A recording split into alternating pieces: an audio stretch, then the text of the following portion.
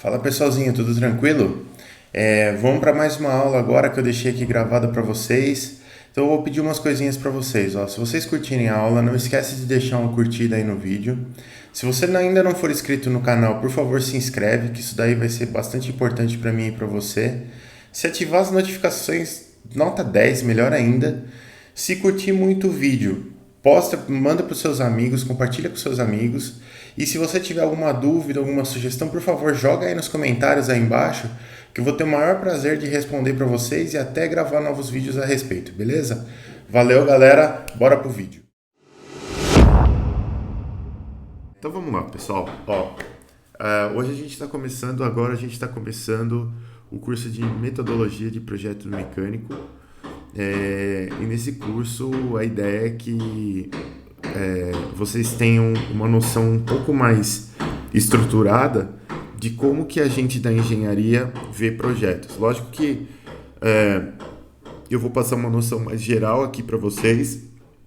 O que acontece é que muitas vezes, muitos de vocês vão trabalhar aqui nas empresas da região de Campinas aqui, e tem muita empresa grande nessa região que gosta da metodologia do Lean, né? Lean mais Six Sigma.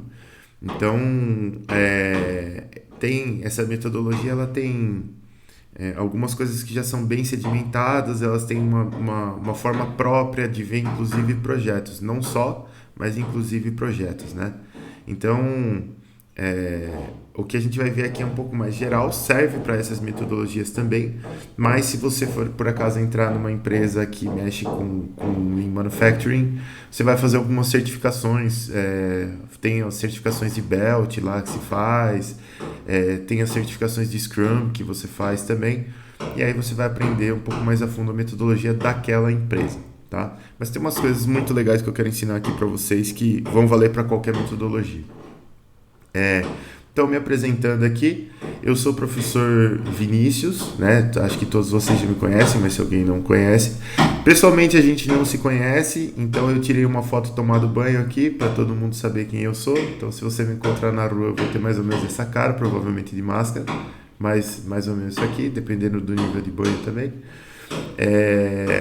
E, bom, eu tenho 35 anos, na verdade eu vou fazer daqui 3 semanas, mas 35 anos, sou casado, sou pai, sou formado em engenheiro de controle e automação, sou mestre e doutor em engenharia mecânica e tenho pós-doutorado em engenharia mecânica também, tudo isso pela Unicamp. Uma curiosidade, pós-doutorado não gera título, tá? Então eu não sou pós-doutor, tá? Eu continuo sendo doutor. Doutor é o último título acadêmico que você consegue obter, né? A maior titulação, né? Pós-doutor, pós-doc, não. Eu tenho pós-doutorado, só isso. Tecnicamente a gente fala que eu fiz um estudo pós-doutoral, só isso, mas continua sendo doutor. Mas eu também não faço questão nenhuma de título, tá? Vocês já me conhecem.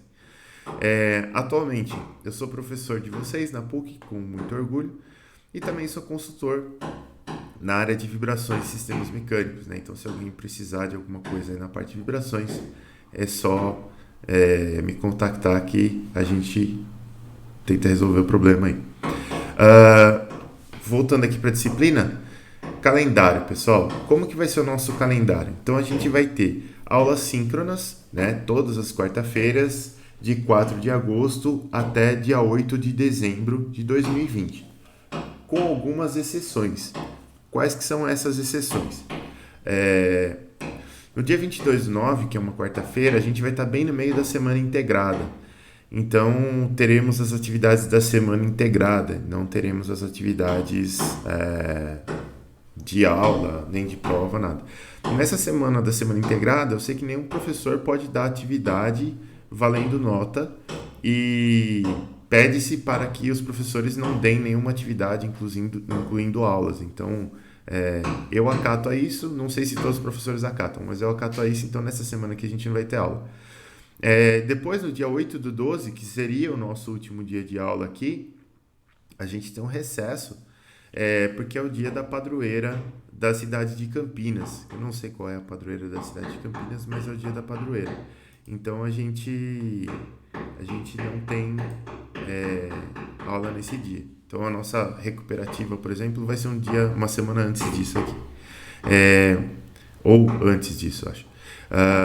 Das nossas avaliações. Então a gente vai ter uma primeira avaliação, tem duas, né? Então a primeira avaliação no dia 15 de setembro e uma segunda avaliação no dia 17 de novembro, tá?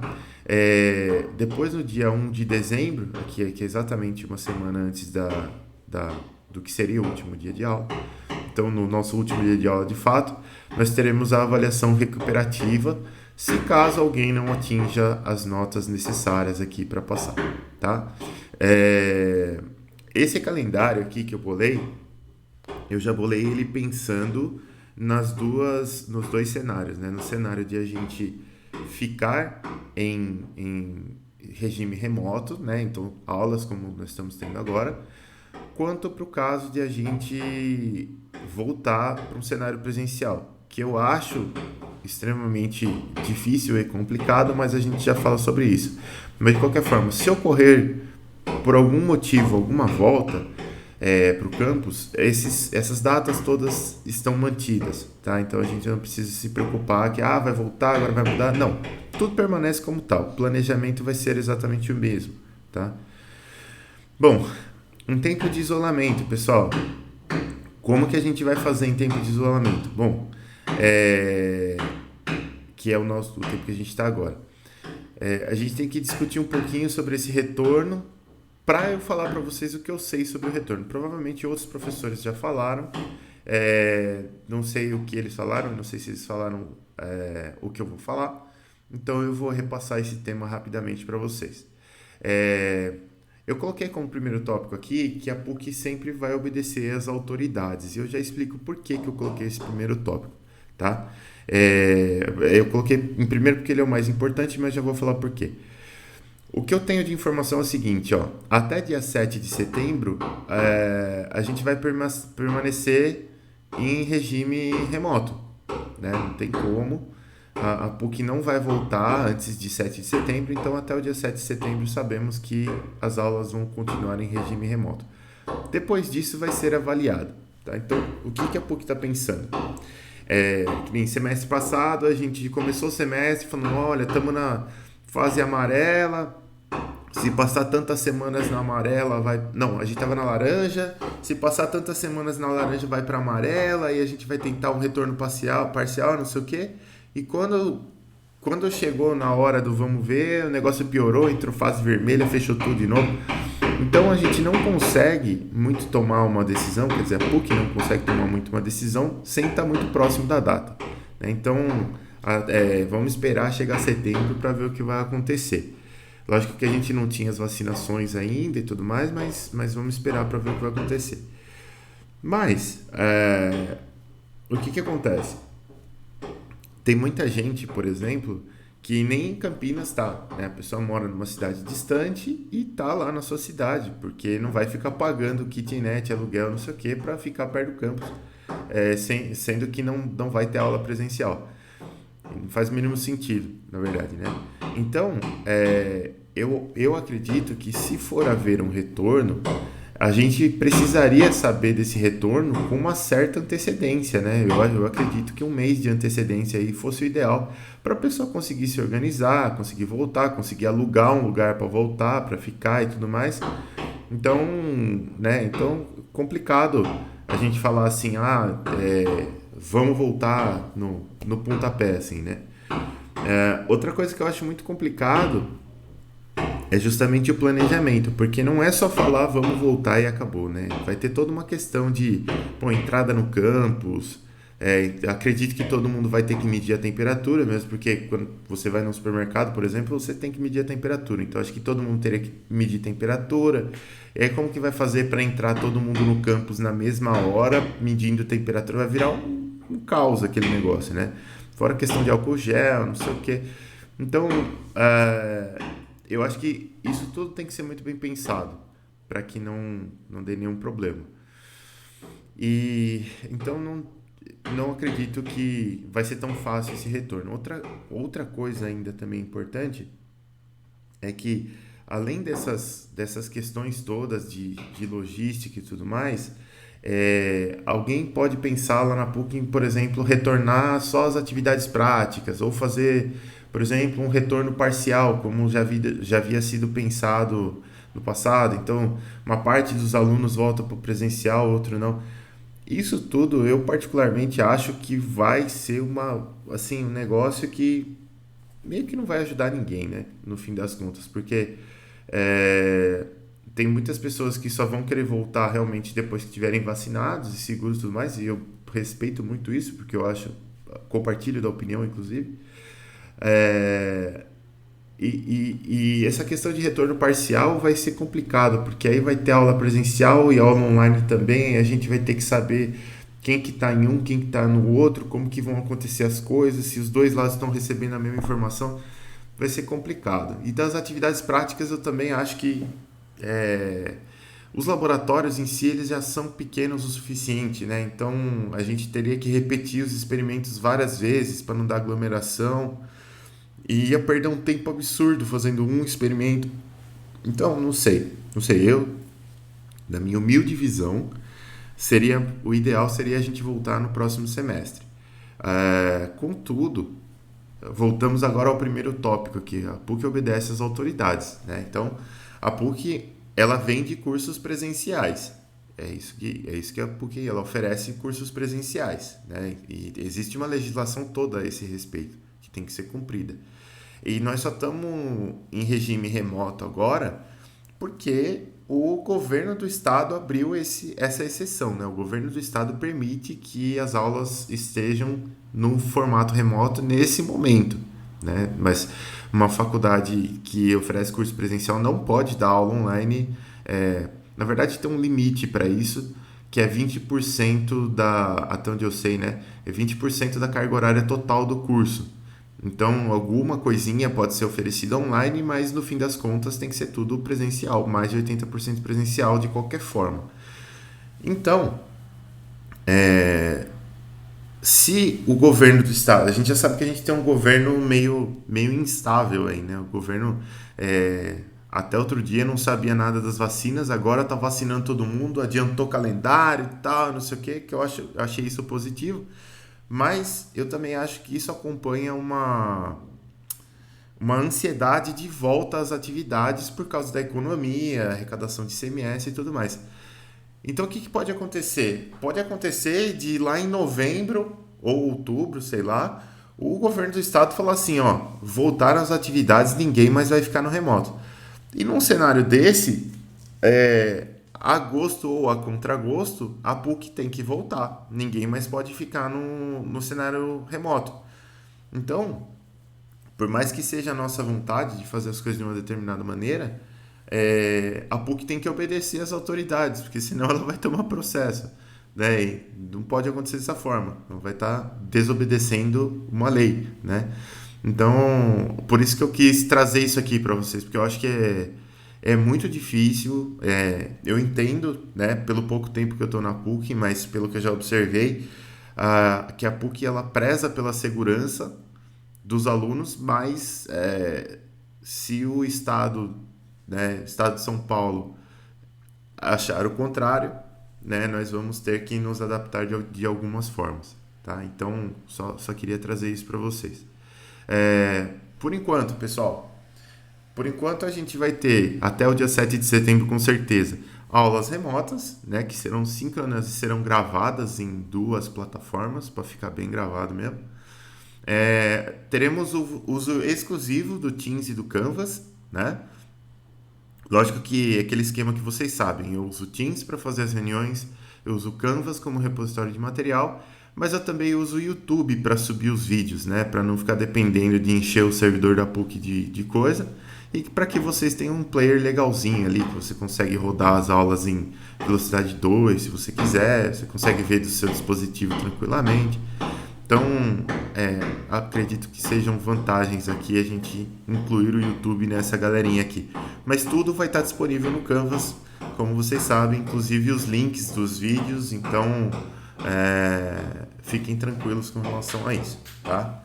Então, basicamente, se você tiver acesso ao Teams e ao Canvas, você tem tudo. O calendário e o método avaliativo são fixos para ambos os cenários, né? Então não vai ter aquele negócio de, então voltou, então não vai ter prova, então vai ser projeto. Não, calendário e método de avaliação serão fixos. A presença, ela vai ser na forma de... Na verdade, eu vou fazer pela lista de controle do Teams aqui, depois eu vou mostrar para vocês como é que é.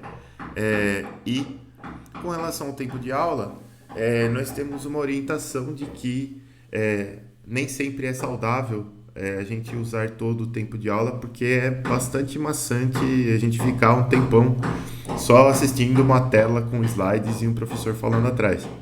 Então, eu vou tentar trazer o conteúdo de aula para vocês, né, o conteúdo previsto da aula, e vou tentar utilizar uma quantidade de tempo que seja razoável, né? Não vai ter aula de 20 minutos, mas também não vai ter aula de... não deveria ter aula de mais de 2 horas, né? Quer dizer, passado o tempo eu nunca passo, se faltou tempo eu simplesmente corto, mas eu vou tentar manter as aulas curtas o suficiente para ficar saudável aí para nós, aí, tá? Que é uma orientação que a gente tem das diretorias de curso aí. Com relação à dinâmica de aula, pessoal, então beleza, aulas síncronas gravadas, a presença vai ser contabilizada na aula síncrona, então você apareceu aqui para a aula, você terá a sua presença, já mostro como é que vai funcionar. E aqui, uma coisa importante, a pontualidade aqui vai ser essencial, tá? Então a aula ela começa no máximo 5 minutos depois do horário oficial, tá? Então a nossa aula, o horário oficial de início da nossa aula é às 9h55. Então, eu sempre dou um tempozinho aí, porque tem alguém que precisou fazer um xixi na hora H ali, coisas assim e tal. Então, pode ser que que as pessoas precisem desses 5 minutinhos para entrar, não tem problema. Mas, já vou deixar combinado com vocês que até o semestre passado eu esperava ter pelo menos 70% da turma online para começar. Só que chegou algumas situações nas quais eu tive que esperar mais de 20 minutos para começar a aula. E a aula tem 1h40 ou 1h30 se for no período noturno. Então fica difícil, né? Acaba que você perde um tempo muito grande, uma porcentagem muito grande da aula esperando. Então o combinado vai ser esse, pessoal. Eu vou entrar, né? Normalmente eu entro sempre no horário da aula e passados 5 minutos eu vou começar a aula. A menos, lógico, que eu tenha algum problema grave. E grave aqui significa que, tô sem energia em casa, ou tô sem internet, ou aconteceu, sei lá, deu um piriri, sei lá, alguma coisa assim. Mas aí, normalmente, mesmo que eu esteja sem energia e sem internet, normalmente uma bateria, um 4G a gente tem. Então eu mando uma mensagem no Teams dizendo o que vai acontecer. Falo, olha, se for algo que aconteceu uma emergência que eu preciso de mais 5 minutinhos, eu falo para vocês, pessoal, daqui 10 eu entro. Ou eu vou falar para vocês que, olha, pessoal, tô sem energia aqui em casa, não sei que hora volto, então a gente cancela essa aula e repõe posteriormente, tá? E eu mando uma mensagem lá no Teams para vocês, com certeza nos 10 minutos de início da aula. Avaliações, pessoal. Teremos 2 avaliações e o peso delas vai ser 50% em cada avaliação. Por que isso? Porque no passado eu brincava um pouco mais com o peso das avaliações, né? Botava 30, 40, 60, ia fazendo assim. E depois eu me dei conta de algo que, sei lá, tive uma visão diferente do processo.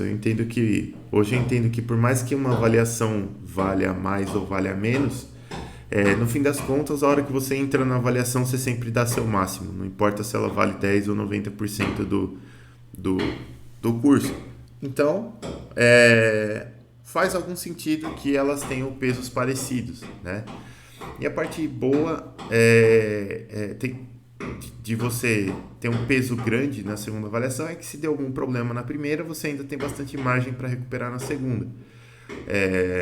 E normalmente quem faz a primeira avaliação e tira 10, né, que já estaria passado aqui no caso, não abandona. Normalmente quem tira 10 na P1 vai até a P2 e tem um resultado legal também.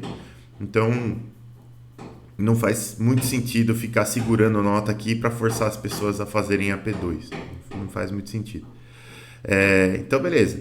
Durante o semestre são essas duas avaliações, a continha para você saber sua nota é essa daqui, então soma a nota da primeira com a segunda, divide por 2, será a sua nota final. E se essa nota não chegar em 5? Bom, caso essa nota seja menor do que 5, o aluno tem direito a fazer atividade recuperativa de forma que, e aqui que está a novidade, né? A sua nota final, ela vai ter um peso. Então, o peso é 80% da nota que você já tinha no semestre, mais 20% da recuperativa. Por quê? Eu conversei com alguns professores agora durante as férias e nós tivemos o seguinte entendimento. A avaliação recuperativa, ela tem que abranger todo o conteúdo do semestre.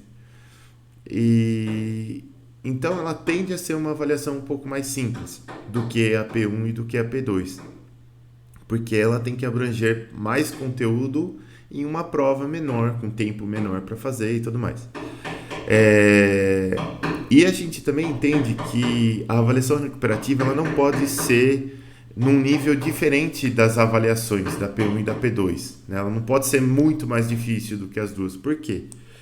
Porque a gente pode ter alunos que realmente se esforçaram na P1 e na P2, só que aconteceu alguma coisa no dia da prova, no momento da prova lá, e não deu, né? Não chegou na nota, mas a pessoa se esforçou tal, e merece uma segunda chance.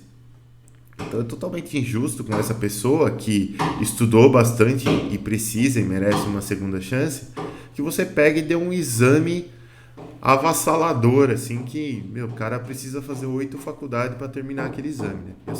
A atividade recuperativa normalmente eu chamo de exame, porque é assim que chamava na minha graduação, tá, pessoal? Desculpa aí. Então, é injusto você dar um exame muito difícil, porque aí, você vai detonar todo mundo, inclusive a pessoa que merecia. Então, se você dá esses pesos, se você não dá esses pesos, na verdade, vamos dizer o contrário, se a nota final for 50% da nota do semestre mais 50% da nota da recuperativa, a pessoa teria uma vantagem virtualmente de não fazer nem a P1 nem a P2, ou fazer qualquer coisa na P1 e na P2, que qualquer ponto que vier é lucro, e depois tentar passar só na recuperativa, porque aí ela é uma avaliação mais simples e tudo mais, e se você zerar o semestre inteiro e tirar 10 na recuperativa, você passa, né? Lógico que são 10, mas passa. Então a gente decidiu por fazer dessa forma, porque com esses pesos aqui, você necessariamente precisa tirar alguma nota aqui durante o semestre, né? Se você não tirar nenhuma nota aqui, não vai adiantar você fazer a recuperativa que você não vai passar, né? Porque não vai dar os 5 pontos aqui, né? Você tirar 0 aqui, 10 aqui, dá 2. Não vai passar. Então, é necessário que durante o semestre você construa algo, né? E aqui com essas notas aqui dá bem tranquilo. Esse N aqui, essa nota do semestre, dá um pouquinho mais do que 3, né? Então, se você meio que ficou entre 3 e 5 e fizer a recuperativa, você consegue passar. Então, tá bem tranquilo isso aqui, tá? Lógico que é a primeira vez que eu faço isso, então pode ser que em outros semestres eu mude um pouquinho esses pesos aqui, ajuste mais para lá, mais para cá. Mas, levando em conta a dificuldade dessa disciplina, que é uma disciplina bem simples, e o histórico que eu tenho de semestres anteriores, eu acho que isso aqui vai funcionar muito bem, tá? Vamos lá. Então, aí, para você ser aprovado, será aprovado o aluno com nota final maior ou igual a 5, seja essa nota N ou seja NF, tanto faz. Quer dizer, se não for a N, tem que ser NF necessariamente. Maior ou igual a 5 e presença maior ou igual a 75%. Então, se você tiver menos que 75% de presença, também não dá para passar. Com relação às avaliações ainda, vocês já fizeram prova comigo, então, pelo menos como se chama? Tecnologia mecânica, vocês fizeram algumas provas comigo, então vocês sabem como que é já, né? Então a avaliação ela vai ser aplicada via Canvas, começando no dia e no horário da aula da avaliação, e o aluno terá 24 horas para resolver e entregar a atividade individualmente. Lógico que essas 24 horas aqui é a proposta inicial. Mas, por exemplo, se vocês falarem assim, professor, a gente quer muito se aplicar e fazer a sua prova, mas nesse dia aqui, nessas 24 horas, a gente tem mais 3 provas, né? Então não vai dar, tal, vai ficar meio complicado. Dá para aumentar essas 24 horas? Dá para aumentar. Já chegou casos de, por exemplo, a prova era na quinta, o pessoal ia até a sexta para fazer, já chegou o caso de eu dar o fim de semana inteiro, falar, ó, só entrega na segunda, na terça. Então o pessoal teve um tempo bem tranquilo e eu acho o resultado dispositivo, porque você pode sentar e fazer sua prova com calma, né? E aí o seu resultado naturalmente vai ser melhor, porque você sabe as coisas, você só precisa ter calma para fazer. E aí, como de costume, né, no dia da avaliação, quando começa a avaliação, ela sempre começa numa aula, então naquele dia e horário de aula eu fico online, mutadinho aqui, mas eu fico online para que vocês, se tiverem dúvidas, consigam me acessar rapidamente. Lógico que depois, durante essas 24 horas ou durante o período de prova, se vocês tiverem dúvidas, vocês podem mandar mensagens para mim no Teams e normalmente eu respondo, sempre que eu vejo eu respondo, né? Pode ser que eu não responda imediatamente, só isso, pode atrapalhar um pouco o seu raciocínio aí, mas normalmente eu respondo rápido quando é questão de prova, aí fica mais fácil. Avaliação presencial, né? Se a gente voltar do isolamento, como que seria uma avaliação presencial? Uma avaliação normalzinha, né? Aplicada em sala de aula e você tem o tempo de aula para a sua solução. Eu gostaria de fazer isso aqui, sendo bem honesto para vocês, não gostaria, né? Eu estou estudando ainda as possibilidades, mas eu gostaria que, mesmo em cenário presencial, depois que a gente voltar, eu gostaria de conseguir aplicar a avaliação ainda via Canvas, né? Por quê? Porque a gente tem essa questão de, primeiro, não utilizar horário de aula para aplicar a avaliação, ou no mínimo deixar em aberto, né? Quer dizer, eu posso começar a avaliação na aula, mas falar assim, olha pessoal, vocês vão para casa e continuam e entregam daqui 24 horas, ou daqui 2, 3 dias, daqui uma semana, não sei. Ou a gente pode nem usar a aula, né? Pode simplesmente deixar aberto, eu só falo para vocês, olha pessoal, a avaliação já está rodando, vocês têm uma semana para fazer. E aí vocês vão separar um dia e um horário da semana de vocês, onde vocês estejam bem, tranquilos, bem alimentados e tudo mais, vão fazer a prova, né? Lógico que isso pressupõe algumas coisas. Acho que a maior delas, maturidade, né? Porque quando você pode fazer a prova fora da sala, tem uma questão de que você pode simplesmente copiar tudo de algum lugar e tentar conseguir pontos desleais com essa prática. E por isso essa prática será muito pouco tolerada e se acontecer muito não vai dar para dar avaliação via Canvas, vai ter que ser tudo presencial. Mas eu acho que vocês só perdem, tá? Então por isso que eu desestimulo isso, né? E vamos ver, a gente não voltou presencial, quando voltar eu vou testar. Se não rolar, paciência, a gente vai ter que fazer prova presencial mesmo, mas eu acho não sei uma palavra correta, mas eu acho no mínimo que judia muito de vocês jogar todos vocês numa sala isolados durante 1 hora para fazer uma coisa, mesmo porque na vida profissional de vocês não vai ter isso, né? Quer dizer, o chefe de vocês dá uma atividade para vocês, aí vocês vão pegar uma salinha lá, vão se trancar e falar, galera, ninguém fala comigo que eu tenho 1 hora para fazer isso aqui. Não acontece assim, né? Normalmente você tem ajuda, você conversa com as pessoas e tudo mais. O objetivo é sempre executar a tarefa da melhor forma e não ter ajuda de ninguém. Então, sei lá.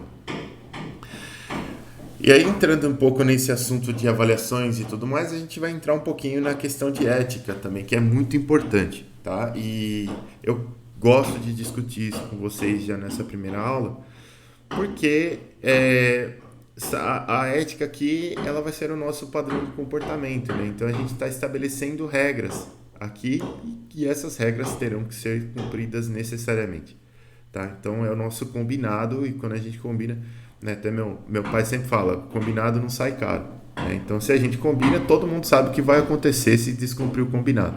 Então já fica fácil aí para todo mundo entender.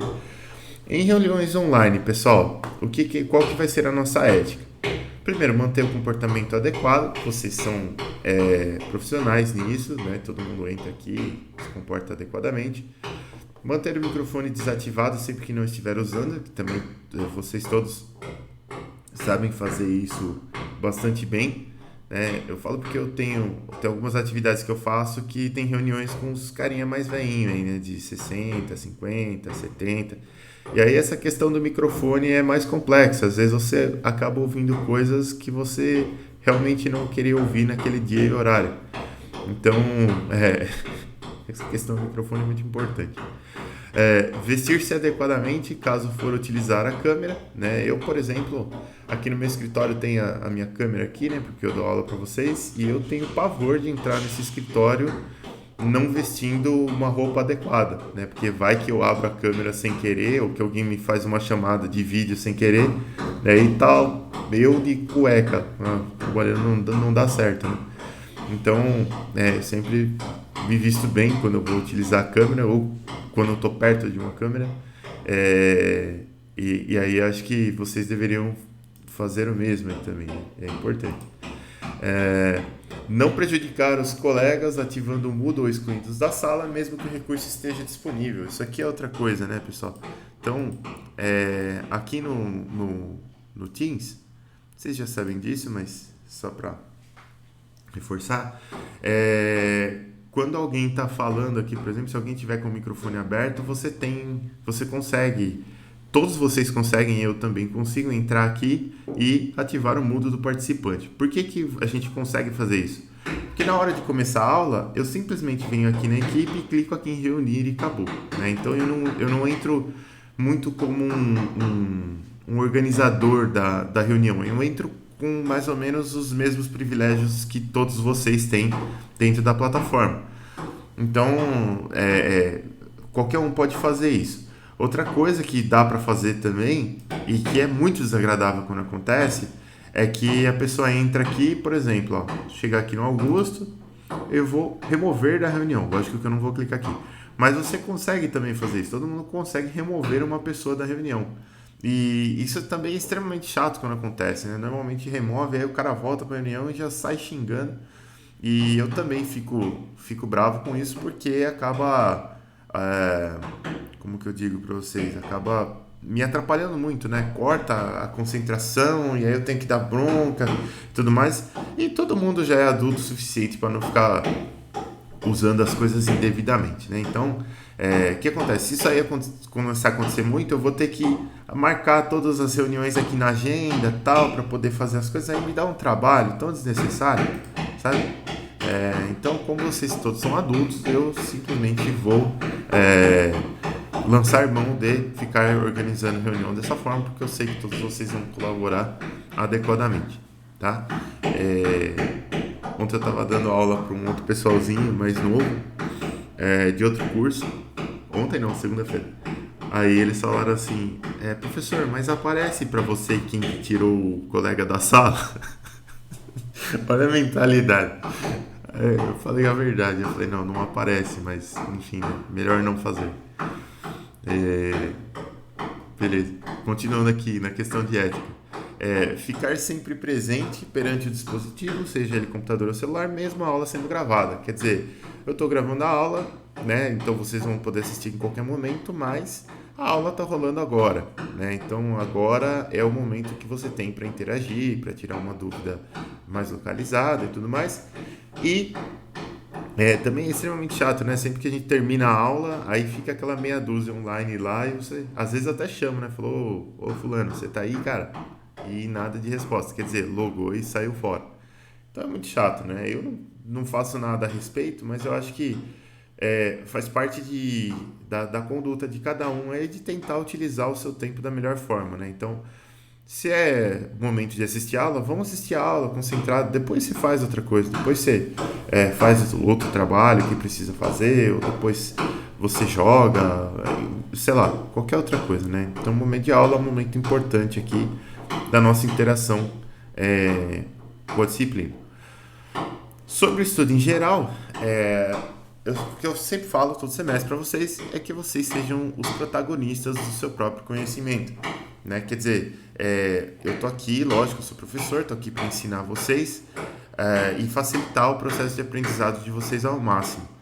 Mas eu não tô dentro da cabeça de cada um para ver o que tem, o que não tem e o que mais eu deveria colocar ali, ou o que precisa ser corrigido, por exemplo.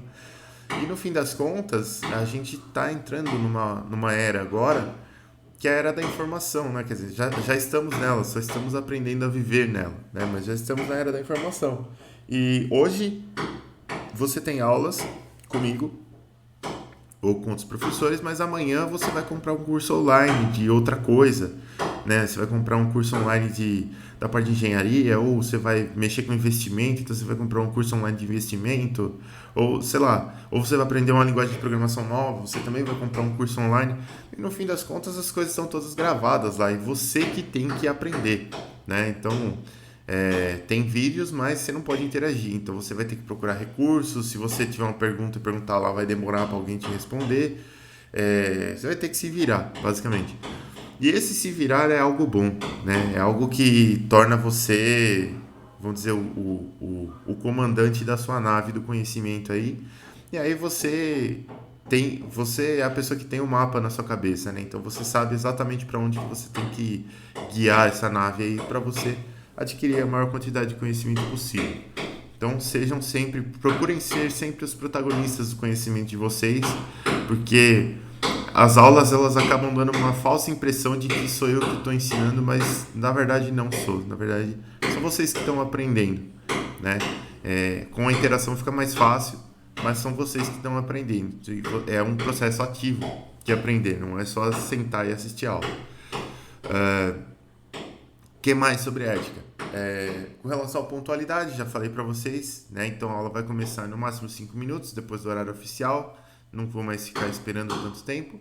E exceção ocorrerá apenas se o professor tiver algum problema incapacitante, então energia, internet, qualquer coisa assim. Ou no caso de aula presencial, teve acidente na pista, não consegui chegar, senão vai ser sempre assim.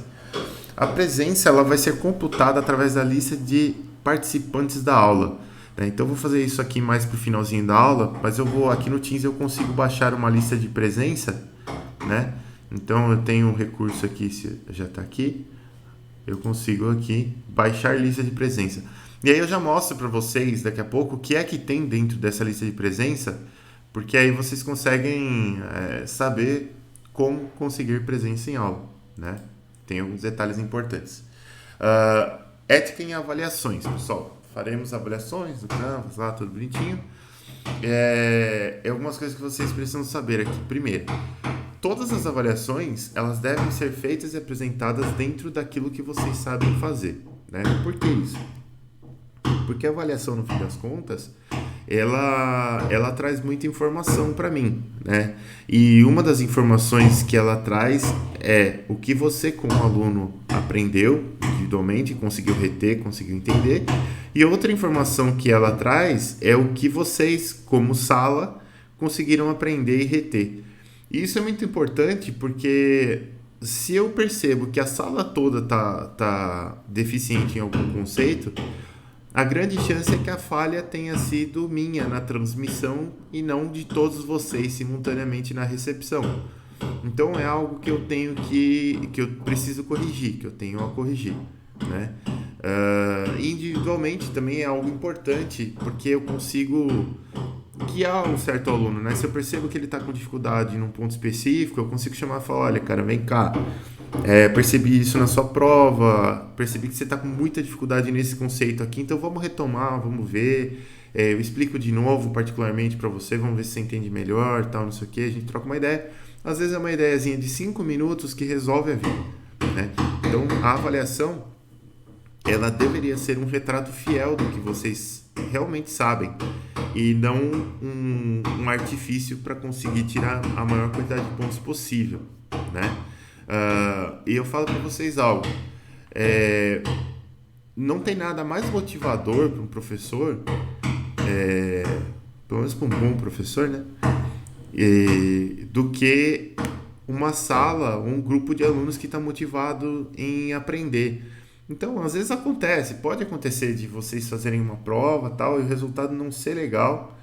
E às vezes a falha não foi 100% minha, né? Às vezes vocês falam, olha, professor, pô, a gente fez a prova, a gente queria ter feito melhor, a gente queria ter estudado mais, mas aconteceu isso, tinha muito projeto, a gente não conseguiu fazer e tal, mas a gente quer aprender, a gente quer se esforçar mais e tal, e fazer direito, né? A gente não quer ficar com esse lag aí nessa matéria.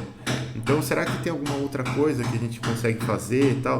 Cara, se eu pego um grupo de alunos com essa motivação, com certeza eu vou pensar em alguma atividade extra, alguma coisa para dar uma levantada, sabe, nessa nota, para fazer alguma coisa. Então, vamos dizer assim, ser honesto na avaliação e ter uma atitude positiva pode mudar o curso de vocês. Quer dizer, pode mudar a trajetória de vocês dentro da faculdade. Enquanto que, se eu pego um monte de prova, existem duas situações, na verdade, né? Uma das situações é eu pegar um monte de prova com cola, né? Então, o que é uma prova com cola? É uma prova que está cheia de respostas ali que não eram respostas que você sabia reproduzir, eram respostas que vieram de outro material, alguma outra coisa, ou de outra pessoa, sei lá. Primeiro, a minha diagnose da turma vai ser uma diagnose muito falha. E quando a diagnose é falha, a gente se afasta, né? Porque eu vou andar com o assunto, porque eu vou sentir que eu poderia ter andado com aquele assunto, e vocês vão ficar para trás, e quando você fica para trás numa matéria é extremamente desmotivador, então você vai fazer outra coisa. E aí a coisa fica, né? Fica aquele negócio chato que o professor fala um monte de coisa lá na frente que eu não entendo mais nada, vou fazer outra coisa. Então fica ruim, fica muito ruim. Isso se eu não pegar a cola. E se eu pegar a cola, infelizmente eu tenho que ser intolerante com a cola, né? Então eu vou ter que zerar a avaliação. E aí cria outro climão extremamente chato de, pô, eu chegar aqui e falar, porra, galera, vocês colaram pra cacete, eu vou ter que zerar a prova de quem colou. Eu não sei quem colou de quem, se tiver duas provas iguais eu vou zerar as duas, né? Que é a de quem passou e a de quem recebeu a cola. Então aí o cara que passou também fica prejudicado e não sei o que. Muito chato, muito triste essa situação. Não quero ter que passar por essa situação. No semestre passado, a gente fez a disciplina de mecânica dos materiais lá, né? E essa disciplina tinha atividades a rodo para se fazer. Tinha muita atividade, muita mesmo.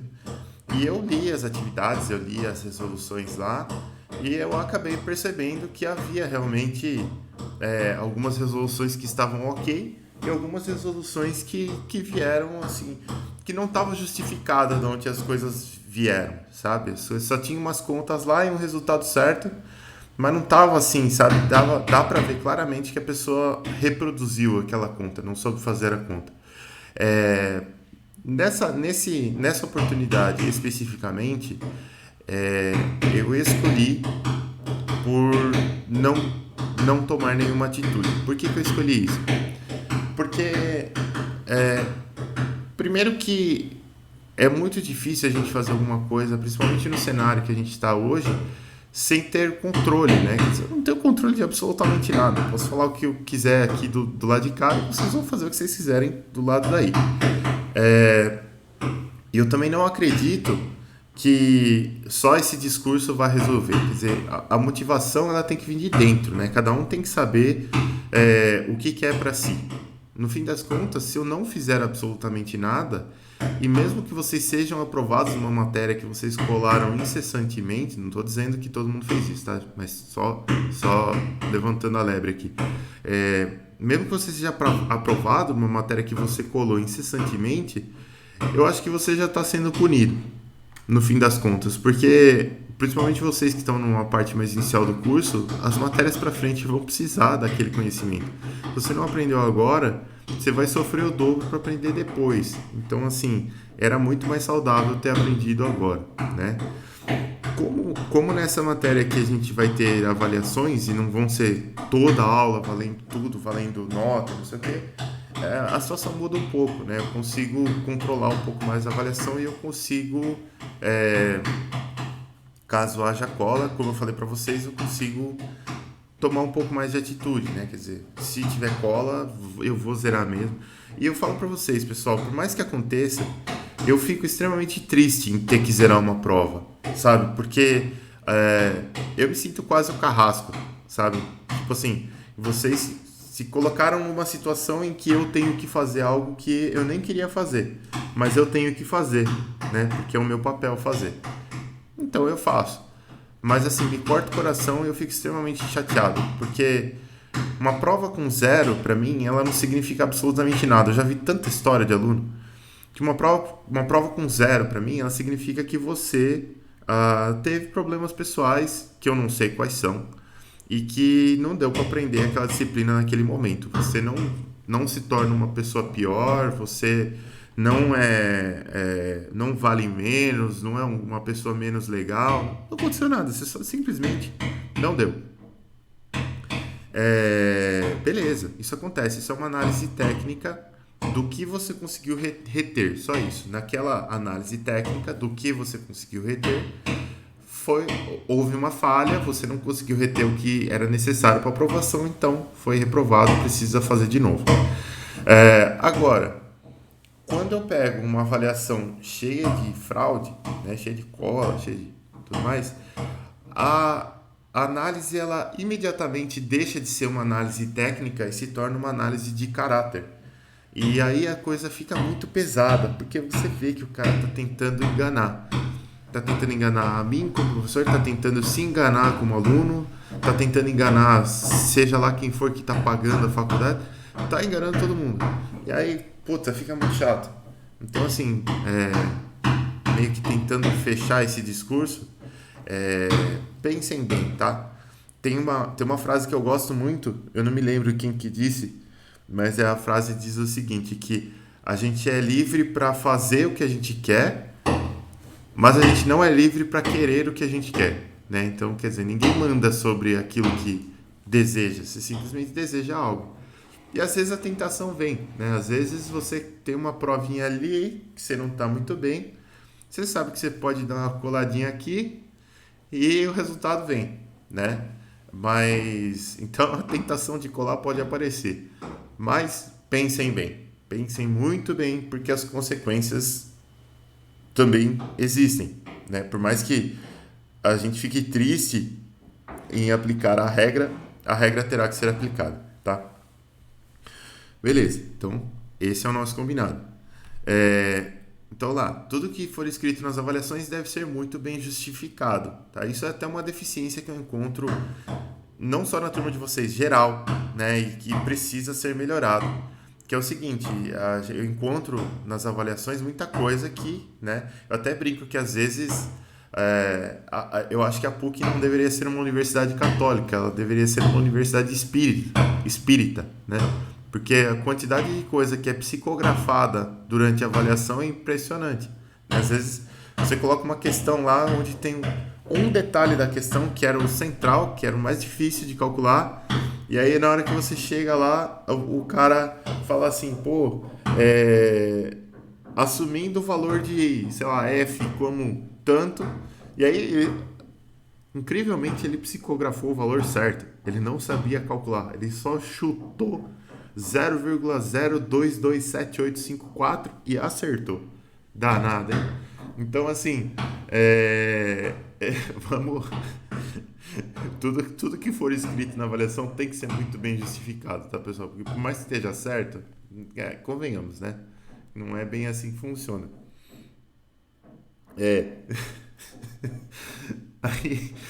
Aí, então é complicado, a gente passa cada coisa. Depois eu fico dando risada que nem um besta, mas é umas coisas complicadas. Dá uns acessos assim de. Dá uma epifania no cara, esse cara atinge o nirvana no meio da prova. Só na prova que acontece essas coisas, impressionante. E aí, né, a resposta vem.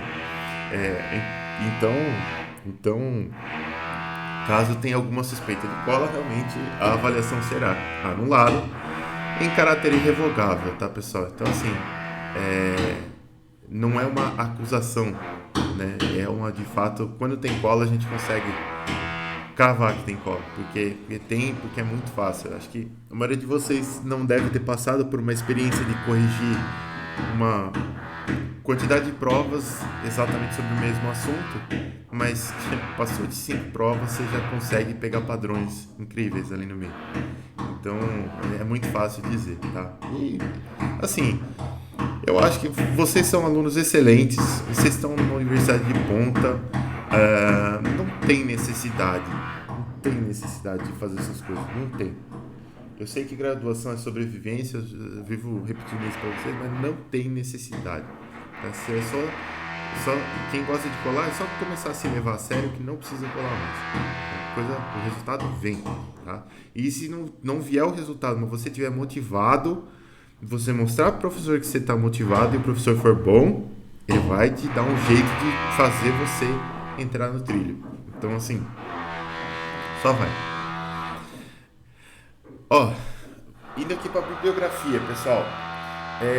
Eu escolhi 2 livros para nossa bibliografia, sendo que um deles, esse link aqui, não tem na biblioteca virtual lá. Eu vou usar só um pedacinho do começo dele, que ele é um manual de desenho técnico, na verdade. Mas ele é o livro que o professor Fábio usa quando ele dá essa disciplina. Então, em algum canto da internet dá para achar esse livro aqui.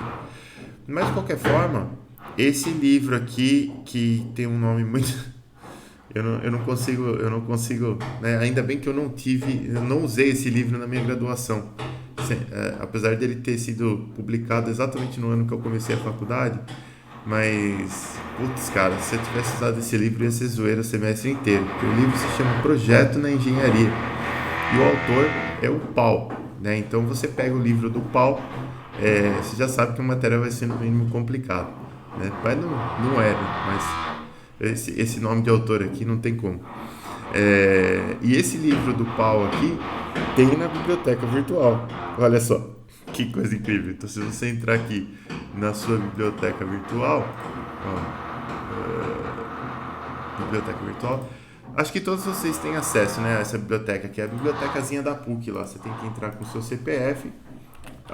Ela pede uma senha que não é necessariamente igual à senha do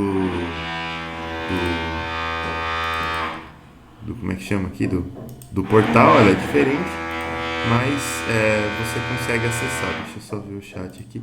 Esse chat do coisa aqui deveria ter um negocinho aqui no cantinho, né? Aí, ó, tá vendo? Aí, aqui. Tem, na biblioteca virtual tem um pau lá. Só você procurar aqui pau, ou você tem que escrever corretamente o pau, senão pode ser que apareça outra coisa. E aí você vê, a busca dela não é muito boa, mas se você procurar projeto na engenharia, tá vendo? A busca é esse livro aqui, ó, tá vendo? Não achou o pau, mas o pau tá aqui, ó. Gerard Paul. Que bonitinho. E tem outros autores também. Ainda bem que os outros sobrenomes aqui não são tão sugestivos, né? Porque senão ia ser bem complicado. E aí você consegue ler, né? Não sei se vocês já acessaram muitos livros aqui na biblioteca virtual. Não é uma experiência de leitura muito agradável, né? Porque é uma página por vez, né? Então você não consegue rolar aqui e ficar vendo as outras páginas. Aí você clica aqui, aí ele fala assim, bom, então vamos carregar uma pagininha para você. Aí você clica aqui e ele fala, bom, vamos carregar outra página para você então. E aí até você chegar na página que você quer é meio complicado. A maioria deles não tem sumário. Esse aqui tem um sumário dizendo onde está a capa, que se não estivesse na página 1 eu estaria muito surpreso. E aí a única forma de você atingir uma página mais avançada, rápida, é você digitando o número da página aqui. Então, página 150. Vamos ler lá. Aqui é a página 150. Então, aí você consegue, mas você vê uma página por vez, é muito... assim, é bom porque você não precisa ficar procurando em fontes questionáveis, né? O seu livro. Mas, de qualquer forma, assim, de qualquer forma, você tem acesso ao livro aí pela biblioteca da PUC.